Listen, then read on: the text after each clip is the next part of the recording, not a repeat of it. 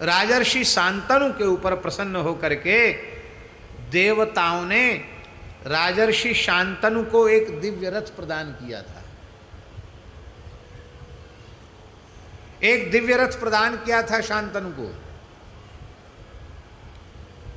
अब पहले वो शांतनु उस रथ पर सवारी करते थे, लेकिन एक दिन ऐसी विचित्र घटना घटी कि वे उस दिव्य रथ पर आरूढ़ न हो सके, उस रथ पर न चढ़ सके।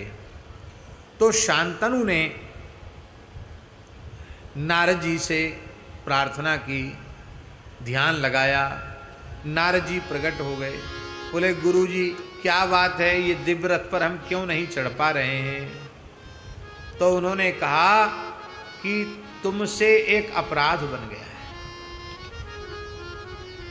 अनजाने में भगवान नृसिंह के ऊपर चढ़े हुए पुष्प, तुलसी, माला आदि को तुम लांघ गए हो। भगवान नृसिंह के निर्माल्य को तुम लांघ गए हो, उससे तुम्हारी गति नष्ट हो गई है और अब तुम इस दिव्य रथ का स्पर्श भी नहीं कर सकते। इसका प्रायश्चित तुम्हें करना पड़ेगा और इसके बाद तुम इस दिव्य रथ पर बैठ सकते हो, अन्यथा नहीं बैठ सकते। तो महाराज भगवान के निर्माल्य को लांघने की इतना बड़ा अपराध है भगवान के निर्माल्य को। देखो शास्त्रों में लिखा है, आपके अपने घर के ठाकुर जी हैं, आप देखो भगवान पर केवल शोभा वाले फूल नहीं चढ़ाना चाहिए। फिर से सुन लो, हमारे पुराणों में सुगंधि रहित पुष्प चढ़ाने का निषेध है भगवान को। अब हम क्या कहें, ये जो सामने वाला फूल देना, ये वाला फूल लोग पूजा में चढ़ा तो देते हैं,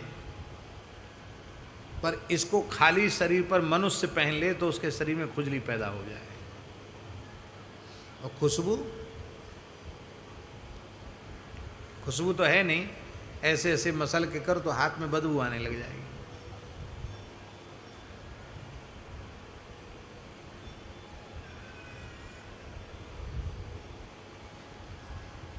अंग्रेजी विदेशी फूल वैरायटी वाले, चाहे गुलाब हो चाहे कोई खुशबू ही नहीं, खाली चमक दमक बढ़िया, जैसे कागज के गुलदस्ते होते हैं ऐसे फूल। सजावट श्रृंगार के नाम पर हम उनका प्रयोग करते, पर शास्त्रों में स्पष्ट लिखा है सुगंधि रहित पुष्प भगवान को चढ़ाना निषिद्ध है। उत्तम सुगंध युक्त पुष्प ही भगवान को निवेदित करने चाहिए। नहीं हो तो आप केवल तुलसी जल चढ़ा दो, पुष्प चढ़ाओ तो सुगंधित पुष्प चढ़ाओ। उत्तम पक्ष है कि अपने हाथ से पुष्पमाला बनाकर भगवान के श्रीअंग में धराओ। उसका कारण यह है, श्री वल्लभ कुल में ये बहुत अच्छी मर्यादा है। वल्लभ कुल में जो श्री ठाकुर जी के श्रीअंग पर जो धराया जाता है वो बाजार का खरीदा हुआ नहीं धराया जाता। पुष्प वैष्णव अपने हाथ से उसका माला जी सिद्ध करते हैं, वो ठाकुर जी के श्रीअंग में धराते हैं। माली के पास जो माला है, हम ये नहीं करें कि मालियों से माला मत खरीदो, बेचारों का धंधा कम हो, ये हम नहीं कहते। खूब धंधा करो, पर माली के पास जो माला है वो भगवान के लिए नहीं है। किसके लिए है? किसी के घर में किसी की मृत्यु हो जाए और मृत शरीर पर सजाने के लिए माला लेने जाए तो मना कर देगा कि इसके लिए हम नहीं देंगे। कोई विषयी पुरुष वेश्या के श्रृंगार के लिए पुष्पमाला ले जाए तो वो मना कर देगा क्या? और किसी नेता अभिनेता को पहनाने के लिए ले जाए तो वो मना कर देगा क्या? उसकी माला है पैसा देने वाले के लिए। उसकी माला न देवता के लिए है, न देवी के लिए है, न भगवान के लिए है, किसी उसकी माला तो पैसा के लिए, जो पैसा देगा सो लेगा माला। पर वैष्णव सुंदर पुष्प का बगीचा ठाकुर जी के लिए लगाता है और जब पुष्पों को सींचता है तब भाव वृद्धि होती है, इस बगिया में हमारे युगल विहार करने आएंगे, इसकी शोभा को देखकर युगल आह्लादित होंगे। फिर एक एक पुष्प का चयन करता है और सूत्र में गूंथ करके माला बनाता है, तो मानो वो अपने सुंदर मन को ही प्रेम के सूत्र में सुमन को गूंथ करके अपने आराध्य के श्रीअंग में निवेदित करता है। वो जो है वो कैसे बाजार से खरीदी हुई माला, उसमें वो कैसे संभव होगा? पुष्पों में भी सुगंध नहीं आ रही। भार्गव जी, हम पहले अपने मोहल्ले से चलते थे बंसीवट से बिहारी जी के लिए, पुरानी बात बता रहे हैं, तो गोपीश्वर महादेव का मंदिर सबसे पहले, वहां बेला की खुशबू बाहर तक आती थी। फिर राधा रमन लाल जी में गमकता था मोगरा बेला, फिर इसके बाद रसिक बिहारी जी, फिर बिहारी जी, राधा वल्लभ जी, शाम को फव्वारे और सुंदर दर्शन। अब वे ही पुष्प में सुगंध नहीं है। क्यों? रासायनिक छिड़काव, वैरायटी के फूल। तो गोबर की खाद से, जो देसी खाद से, जो हमने मालियों से पूछा, उन्होंने कहा बाबा देसी खाद से जो फूल हो उनकी सुगंध ही अलग हुए, पर कीटनाशक का प्रयोग हम लोग करते हैं और तरह तरह के वैरायटी के पुष्प। तो ये सब जो है भगवान की सेवा की सामग्री, उत्तम से उत्तम सेवा की सामग्री होनी चाहिए। भगवान का जो चढ़ाया हुआ निर्माल्य है, तुलसी पुष्प आदि है, जब भगवान को शयन के समय उसको उतारते हैं तो शास्त्रों में लिखा है उसको नासिका से खूब सूंघना चाहिए और सिर से लगा के, वक्षस्थल से लगा के उत्तम स्थल पर विराजमान कर देना चाहिए।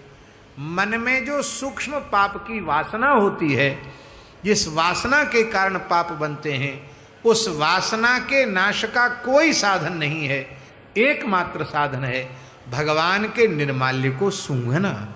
उससे सूंघने से वासना नष्ट हो जाती है पाप की, चित्त पवित्र हो जाता है। भगवान के निर्माल्य की बड़ी महिमा है। भगवान की प्रसादी माला